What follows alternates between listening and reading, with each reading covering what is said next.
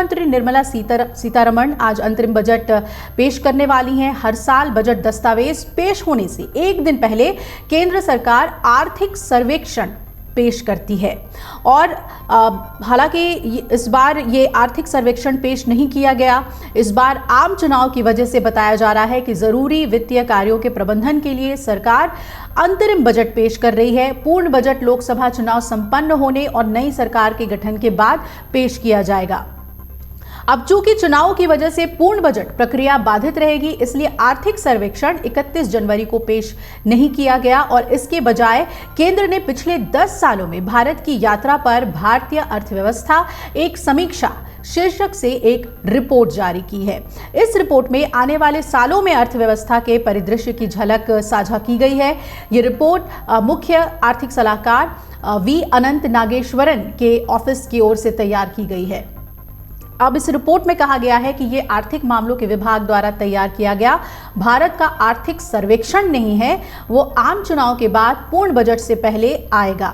ये समीक्षा भारतीय अर्थव्यवस्था की मौजूदा स्थिति, पिछले 10 सालों में इसकी यात्रा का जायजा लेती है और आने वाले सालों में अर्थव्यवस्था के लिए जो दृष्टिकोण है उसे एक संक्षिप्त विवरण प्रस्तुत करती है। रिपोर्ट में कहा गया है कि यह भारत का आर्थिक सर्वेक्षण नहीं है। आर्थिक सर्वेक्षण आम चुनाव के बाद पूर्ण बजट पेश होने से पहले पेश किया जाता है।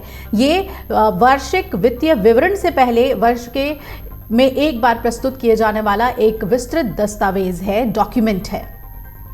इस डॉक्यूमेंट में केंद्र सरकार के सभी अहम विकास वाले कार्यक्रम शामिल किए गए हैं। ये केंद्र सरकार की नीतिगत पहलों पर भी रोशनी डालता है और जिस साल देश में आम चुनाव होने होते हैं उस साल सरकार अंतरिम बजट का उपयोग देश की मशीनरी को बिना किसी अड़चन के आगे बढ़ाने के लिए करती है। भारत सरकार हर साल फरवरी के पहले दिन केंद्रीय आम बजट पेश करती है और ये बजट आगामी वित्तीय वर्ष के लिए एक वित्तीय ब्लूप्रिंट के तौर पर काम करता है।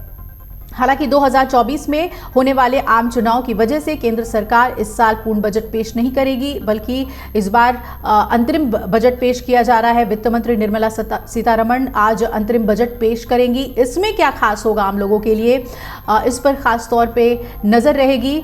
आपको बता दें, आम बजट और चुनावी साल में पेश किए जाने वाले अंतरिम बजट की जो परिभाषा है उसमें एक अंतर भी है। आइए उसे भी हम समझते हैं। वार्षिक बजट हर साल फरवरी में पेश किया जाता है और यह आगामी वित्तीय वर्ष के लिए 1 अप्रैल से 31 मार्च तक का पूर्ण वित्तीय विवरण होता है।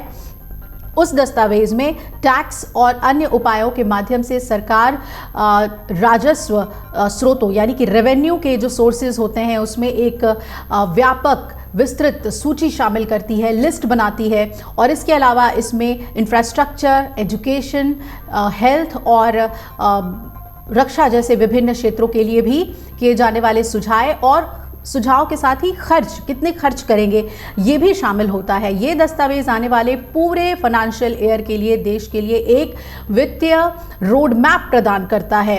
देश में वित्तीय लक्ष्यों और नीतिगत पहलों को निर्धारित करता है और देश में आर्थिक ढांचे को एक आकार देता है। नियमित बजट में पारित होने से पहले व्यापक संसदीय बहस, जांच, संशोधन और चर्चा भी की जाती है। बजट सेशन में बजट पर चर्चा होती है। देश में जिस साल आम चुनाव होते हैं उस साल सरकार केवल अंतरिम बजट का उपयोग करती है ताकि बिना किसी अड़चन के जितने भी मद हैं जो कि बेहद ज़रूरी हैं उसमें रुकावट ना आए, वो आगे बढ़ता रहे।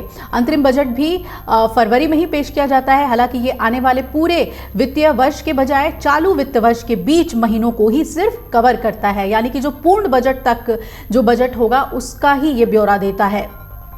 अंतरिम बजट ये सुनिश्चित करने के लिए पेश किया जाता है कि वेतन, पेंशन और कल्याण कार्यक्रम जैसे आवश्यक सेवाएं चलती रहें, उसमें कोई रुकावट ना आए। अंतरिम बजट में सरकार किसी भी बड़ी नीतिगत घोषणा या कराधान में किसी बड़े बदलाव से बचती है, यानी कि कोई भी बड़ा फाइनेंशियल डिसीजन सरकार लेने से बचती है ताकि चुनावी मौसम से पहले मतदाताओं को किसी भी तरह से प्रभावित करने से बचा जा सके। कई बार ये अंतरिम बजट भी लोक लुभावन होता है।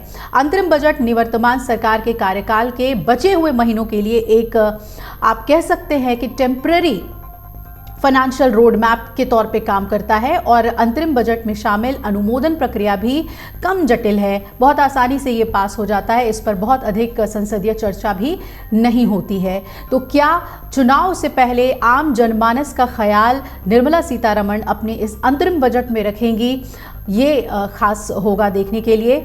अगर आप ये वीडियो YouTube पर देख रहे हैं तो हमारे चैनल को सब्सक्राइब करें और बेल आइकन को दबाना ना भूलें। अगर आप Facebook पर ये वीडियो देख रहे हैं तो हमारे पेज को लाइक करें।